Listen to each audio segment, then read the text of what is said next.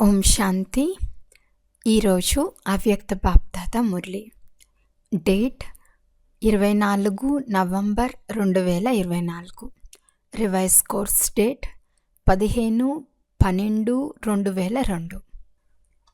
Murali headline: సమయ ప్రమాణంగా లక్ష్యము మరియు లక్షణాల సమానత ద్వారా తండ్రి సమానంగా అవ్వండి.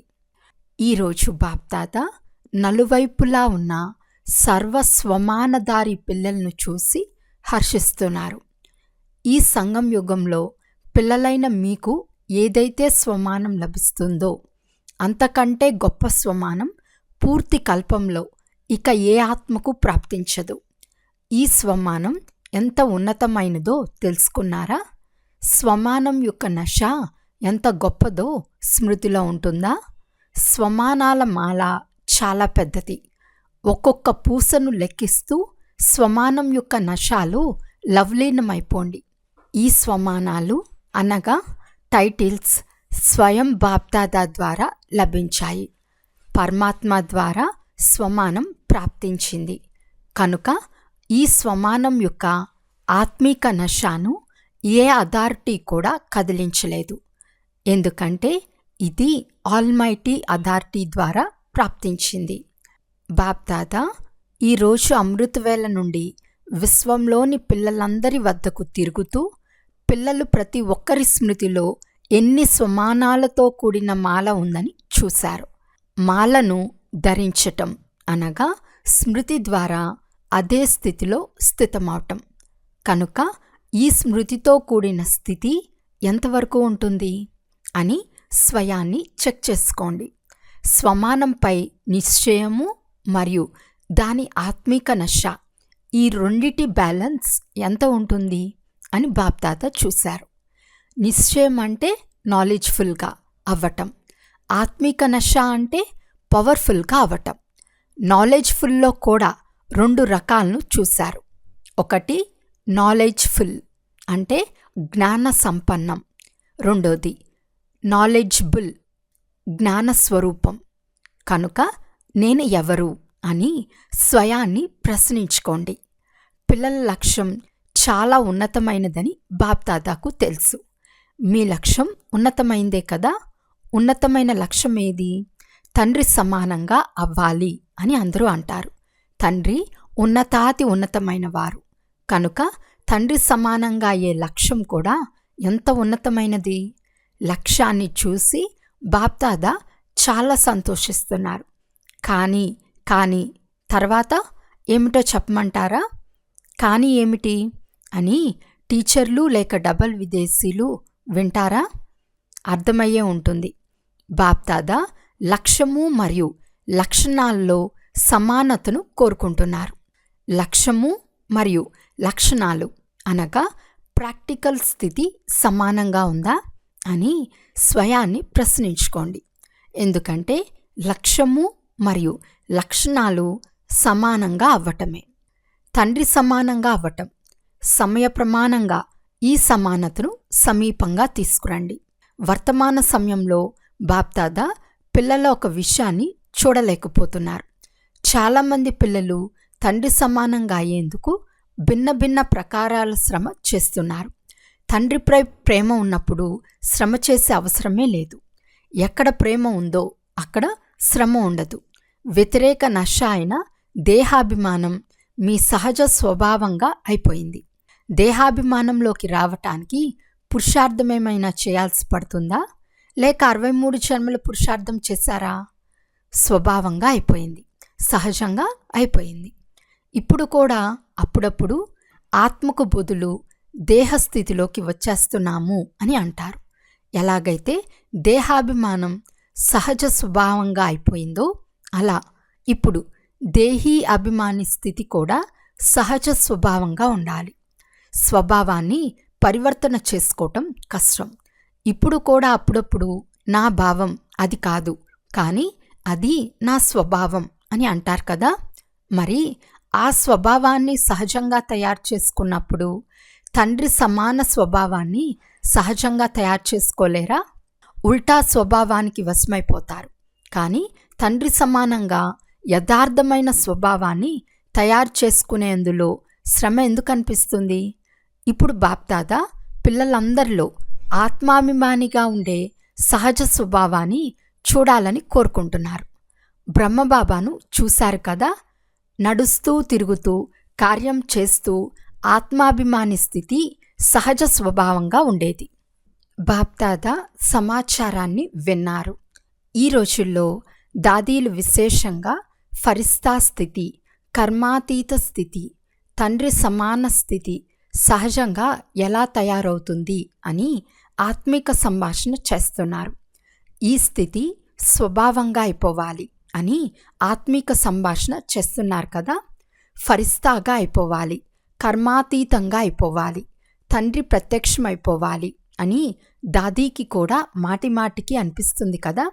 ఫరిస్తాగా అయ్యేందుకు లేక నిరాకారి కర్మాతీత అవస్థ తయారయ్యేందుకు విశేషమైన సాధనం నిరహంకారిగా అవ్వటం. నిరహంకారులే నిరాకారిగా అవ్వగలరు. అందుకే శివబాబా బ్రహ్మ ద్వారా చివరి మంత్రంగా నిరాకారితో పాటు నిరహంకారి అని కూడా చెప్పారు. కేవలం మీ దేహము లేక ఇతరుల దేహంలో చిక్కుకోవటాన్ని మాత్రమే దేహ అహంకారం లేక దేహభావం అని అన్నారు. దేహ అహంకారం కూడా ఉంది, దేహభావపు స్మృతి కూడా ఉంది. తమ దేహము లేక ఇతరుల దేహ స్మృతిలో ఉండటం, ఆకర్షణలో ఉండటం, ఇందులో అయితే చాలామంది పాస్ అయ్యారు. ఎవరైతే పురుషార్థపు లగన్లో ఉన్నారో సత్యమైన పురుషార్థుల్లో వారు ఈ పెద్ద రూపాల నుండి అతీతంగా అయిపోయారు. ఎవరైతే పురుషార్థపు లగన్లో ఉన్నారో సత్యమైన పురుషార్థుల్లో వారు ఈ పెద్ద రూపాల నుండి అతీతంగా అయిపోయారు. కానీ దేహభావం యొక్క సూక్ష్మ రూపాలు చాలా ఉన్నాయి. పరస్పరం చర్చించుకుని దీని లిస్ట్ తీయండి. బాప్దాదా ఈరోజు వినిపించారు. ఈరోజు ఇంత మాత్రం సూచన చాలు, ఎందుకంటే అందరూ తెలివైనవారు. మీకందరికీ తెలుసు కదా, ఒకవేళ అందరినీ అడిగితే అందరూ చాలా తెలివిగా వినిపిస్తారు.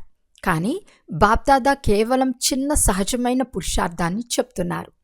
సదా మనసా వాచా కర్మణ సంబంధ సంపర్కంలో చివరి 3 శబ్దాల మంత్రాన్ని, అది నిరాకారి, నిర్వికారి, నిరహంకారి సదా గుర్తుంచుకోండి. సంకల్పం చేసినప్పుడు అది మహామంత్ర సంపన్నంగా ఉందా అని చెక్ చేసుకోండి. అలాగే మాటలు కర్మలు అన్నిట్లో కేవలం ఈ 3 శబ్దాలను గుర్తుంచుకోండి మరియు సమానతను తీసుకురండి. ఇది సహజమే కదా.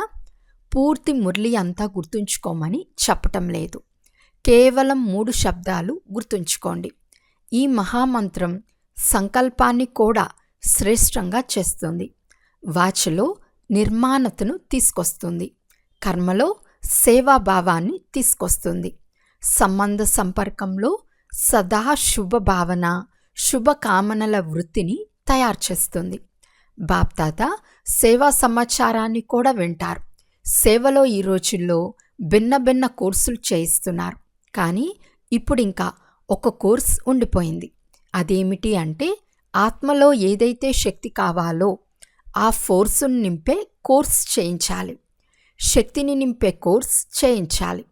కేవలం వాచా ద్వారా వినిపించే కోర్స్ కాదు, వాచతో పాటు శక్తిని నింపే కోర్స్ కూడా ఉండాలి. దాని ద్వారా విన్నవారు కేవలం బాగుంది బాగుంది అని అనటం కాదు, మంచిగా తయారైపోవాలి. ఈరోజు నాకు శక్తి యొక్క దోసలి లభించింది అని వర్ణించాలి. కొద్దిగా అనుభవమైన ఆ ఆత్మలకు అది ఎక్కువే. కోర్స్ చేయించండి, కానీ మొదట స్వయాన్ని చేయించుకొని తర్వాత చెప్పండి. బాప్దాదా ఏం కోరుకుంటున్నారో విన్నారా? లక్ష్యము మరియు లక్షణాలను సమానం చేయండి. అందరి లక్ష్యాన్ని చూసి బాప్దాదా చాలా చాలా సంతోషిస్తున్నారు. ఇప్పుడు కేవలం లక్ష్యము లక్షణాలను సమానంగా చేయండి. అప్పుడు తండ్రి సమానంగా చాలా సహజంగా అయిపోతారు.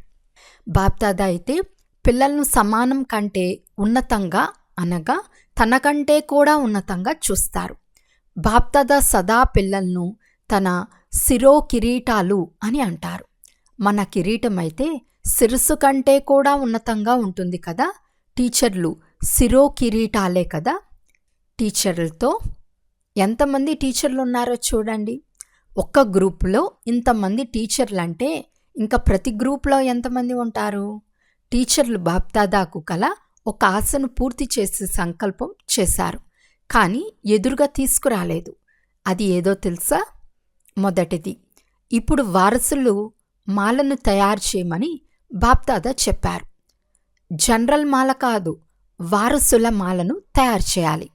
రెండవది, సంబంధ సంపర్కంలోని వారిని మైక్గా తయారు చేయండి. మీరు ఉపన్యాసించకండి, కానీ వారు మీ వైపు నుండి మీడియాగా అవ్వాలి. మీ మీడియాగా తయారు చేయండి. మీడియా ఏం చేస్తుంది? మంచి కానీ చెడు కానీ ఆ ధ్వనిని వ్యాపింపచేస్తుంది కదా. కనుక ఎలాంటి మైకును తయారు చేయాలి అంటే వారు మీడియా సమానంగా ప్రత్యక్షత యొక్క ధ్వనిని వ్యాపింపచేయాలి. భగవంతుడు వచ్చేశారు, భగవంతుడు వచ్చేశారు అని మీరు చెప్తారు, కానీ వారు దీనిని సాధారణంగా భావిస్తారు. కానీ మీ తరపున వేరే వారు, అథారిటీ కలవారు చెప్పాలి. మొదటి వారు మిమ్మల్ని శక్తుల రూపంలో ప్రత్యక్షం చేయాలి. శక్తులు ప్రత్యక్షమైనప్పుడే తండ్రి ప్రత్యక్షత జరుగుతుంది. కనుక మీ మీడియాను తయారు చేయండి. చూస్తాం. తయారు చేశారా?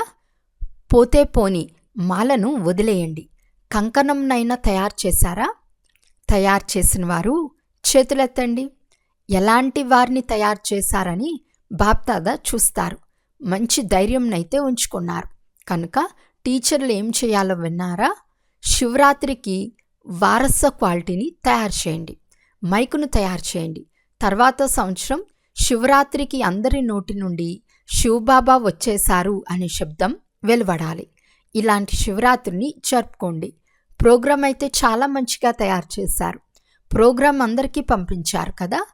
ప్రోగ్రాం అయితే బాగా తయారు చేశారు, కానీ ప్రతి ప్రోగ్రాం నుండి ఎవరైనా మైక్ కానీ వారసులు కానీ తయారవ్వాలి. ఇలాంటి పురుషార్థం చేయండి. ఉపన్యాసించాం, వెళ్ళిపోయాం అనేలా ఉండకూడదు. ఇప్పటికీ 66 సంవత్సరాలు గడిచిపోయాయి. సేవ యొక్క 50 సంవత్సరాలు కూడా జరుపుకున్నారు. ఇప్పుడు శివరాత్రి యొక్క డైమండ్ జూబ్లీని జరుపుకోండి. ఈ 2 ప్రకారాల ఆత్మలను తయారు చేయండి. ఇప్పుడు ఇంకా నగారా మోగుతుందో లేదో చూడండి. నగారాను మీరేమీ మోగించరు, దేవీలైన మీరు సాక్షాత్కారాలు చేయిస్తారు. నగారా మోగించేవారిని తయారు చేయండి. శివశక్తులు వచ్చేశారు అనే పాటను వారు ప్రాక్టికల్లో పాడాలి. శివరాత్రికి ఏం చేయాలో విన్నారా? ఎప్పటిలాగానే ఉపన్యసించి పూర్తి చేయకండి. తర్వాత బాబా 500, 1000, 1,00,000 మంది వచ్చారు అని రాస్తారు. రావటమైతే వచ్చారు, మీరు సందేశం ఇచ్చారు, కానీ వారసులు ఎంతమంది వెలువడ్డారో, మైకులు ఎంతమంది వెలువడ్డారో ఆ సమాచారాన్ని ఇప్పుడు ఇవ్వాలి. ఇప్పటి వరకు ఏదైతే చేశారో, అనగా భూమిని తయారు చేశారు, సందేశం ఇచ్చారు, అదంతా బాగా చేశారని బాబా అంటున్నారు.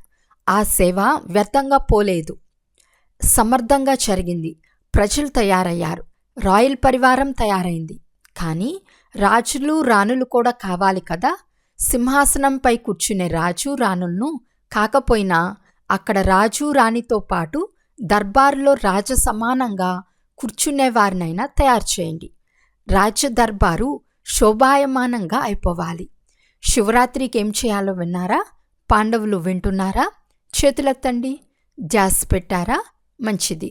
పెద్ద పెద్ద మహారథులు కూర్చుని ఉన్నారు. బాప్దాదా సంతోషిస్తున్నారు. ఇది కూడా మనసు యొక్క ప్రేమ.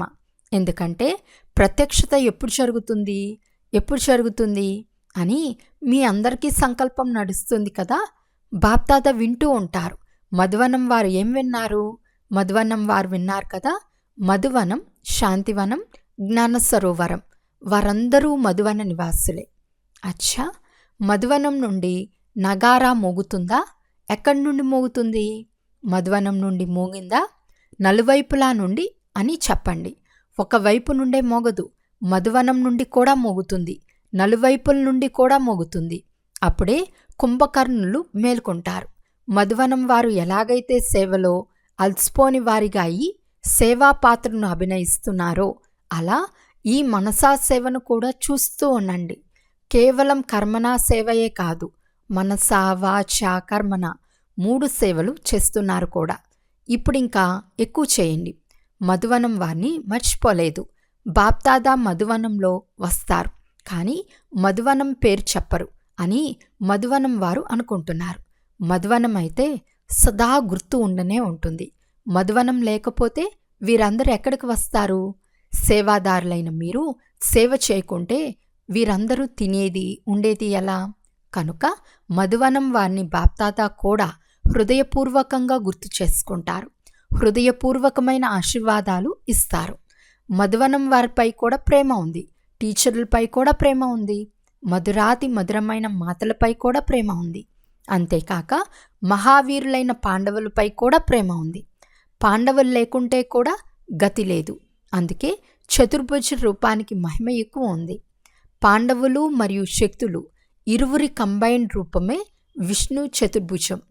మధువన పాండవులందరికీ కూడా నష ఉంది కదా, విజయం యొక్క నష, అంతేగాని వేరే నష కాదు.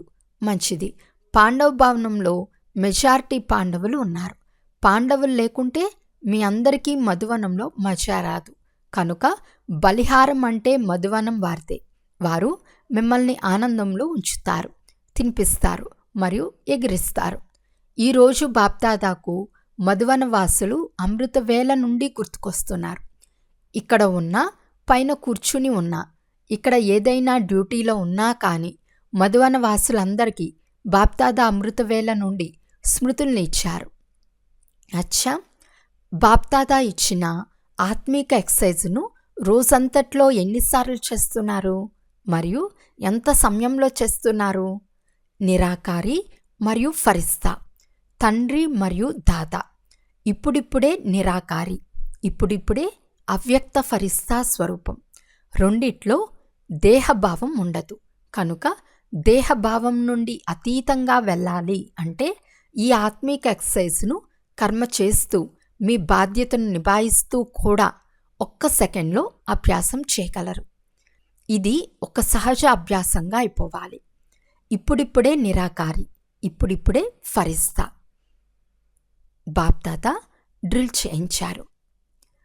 ఈ విధంగా నిరంతర భవ నలువైపులా బాప్దాదా స్మృతిలో మగ్నమై ఉండేవారికి తండ్రి సమానంగా అయ్యే లక్ష్యాన్ని లక్షణాల్లో సమానంగా చేసుకునేవారికి, ఎవరైతే మూలమూలల్లో సైన్స్ సాధనాల ద్వారా పగలు లేదా రాత్రి మేల్కొని కూర్చున్నవారికి బాప్దాదా ప్రియస్మృతులు, శుభాకాంక్షలు మరియు హృదయపూర్వక ఆశీర్వాదాలను ఇస్తున్నారు. అందరి హృదయంలో ఈ సమయంలో హృదయాభిరాముడైన తండ్రి స్మృతి ఇమిడి ఉందని బాప్దాదాకు తెలుసు. మూలమూలల్లో కూర్చుని ఉన్న పిల్లలు ప్రతి ఒక్కరికి బాప్దాదా వారి వ్యక్తిగత పేరుతో ప్రియస్మృతులను ఇస్తున్నారు. పేర్ల మాలను జపిస్తే రాత్రి పూర్తయిపోతుంది. బాప్దాదా పిల్లలందరికీ స్మృతినిస్తున్నారు. భలేవార్ పురుషార్థంలో ఏ నంబర్లో ఉన్నా కానీ బాప్దాదా సదా పిల్లల ప్రతి ఒక్కరి శ్రేష్ఠ స్వమానానికి ప్రియస్మృతులను ఇస్తున్నారు మరియు నమస్తే చేస్తున్నారు. ప్రియస్మృతుల్ని ఇచ్చే సమయంలో నలువైపులా ఉన్న ప్రతి పుత్రుడు బాప్దాదా ఎదురుగా ఉన్నారు. ఏ పుత్రుడు ఏ మాలలో ఉన్నా, గ్రామంలో, పట్నంలో, దేశంలో, విదేశంలో ఎక్కడ ఉన్నా బాప్దాదా వారికి స్వమానాన్ని స్మృతి ఇప్పిస్తూ ప్రియస్మృతులను ఇస్తున్నారు. అందరూ ప్రియస్మృతులకు అధికారులే, ఎందుకంటే బాబా అని అంటున్నారు. కనుక ప్రియస్మృతులకు అధికారులుగా అయినట్లే. సన్ముఖంలో ఉన్న మీ అందరినీ కూడా బాప్దాదా స్వమాన మాలధారి స్వరూపంలో చూస్తున్నారు. అందరికీ తండ్రి సమాన స్వమాన స్వరూపంలో ప్రియస్మృతులు మరియు నమస్తే. బాప్దాదాకి పిల్లలందరి తరపు నుండి ప్రియస్మృతులు మరియు నమస్తే నమస్తే నమస్తే. దాదీజీతో బాగైపోయారు. ఇప్పుడు ఎలాంటి అనారోగ్యమూ లేదు, పారిపోయింది. దాదీలకే వచ్చిందంటే మాకు రావటం పెద్ద విషయమేమీ కాదు అని అందరికీ చూపించేందుకు వచ్చింది. దాదీలందరూ చాలా బాగా పాత్రను అభినయిస్తున్నారు. బాప్దాదా అందరి పాత్రను చూసి సంతోషిస్తున్నారు. నిర్మల్ శాంత దాదీతో, మీరు ఆదిరత్నం కదా, అనాది రూపంలో కూడా నిరాకార తండ్రికి సమీపంగా తోడుగా ఉన్నారు. ఆది రూపంలో కూడా రాజ్ దర్బార్లో సాతిగా ఉన్నారు. సదా రాయల్ పరివారానికి కూడా రాయల్గా ఉన్నారు. మరియు సంగం యుగంలో కూడా ఆదిరత్నంగా అయ్యే భాగ్యం లభించింది. కనుక మీది చాలా గొప్ప భాగ్యమే కదా. మీరు హాజరు కావటమే అందరికీ వరదానము. మీరు మాట్లాడినా మాట్లాడకపోయినా, ఏమైనా చేసినా చేయకపోయినా మీరు హాజరు కావటమే అందరికీ వరదానము. మంచిది. ఓం శాంతి. బాప్దాదా ఓం శాంతి చెప్పారు. ఈరోజు వరదానము. లౌకిక అలౌకిక జీవితంలో సదా అతీతంగా అయి పరమాత్మ తోడు యొక్క అనుభవం ద్వారా నష్టో మోహాభవ. సదా అతీతంగా ఉండేవారి గుర్తు ప్రభు ప్రేమ యొక్క అనుభూతిలో ఉంటారు. ఎంత ప్రేమ ఉంటుందో అంత తోడుగా ఉంటారు, వేరుగా ఉండరు. సదా తోడుగా ఉండుటనే ప్రేమ అని అంటారు. తండ్రి తోడుగా ఉన్నారు కనుక అన్ని బరువులు తండ్రికి ఇచ్చేసి మీరు స్వయం తేలికగా అయిపోండి. ఇదే నిర్మోహులుగా అయ్యేందుకు విధి. కానీ పురుషార్థం అనే సబ్జెక్ట్లో సదా అనే శబ్దానికి అండర్లైన్ చేసుకోండి. లౌకిక మరియు అలౌకిక జీవితంలో సదా అతీతంగా ఉండండి. అప్పుడే సదా తోడు యొక్క అనుభవం అవుతుంది. స్లోగన్: వికారాల రూపీ సర్పాలను తమ షేయిగా చేసుకుంటే సహజ యోగులుగా అయిపోతారు. అచ్చా. ఓం శాంతి.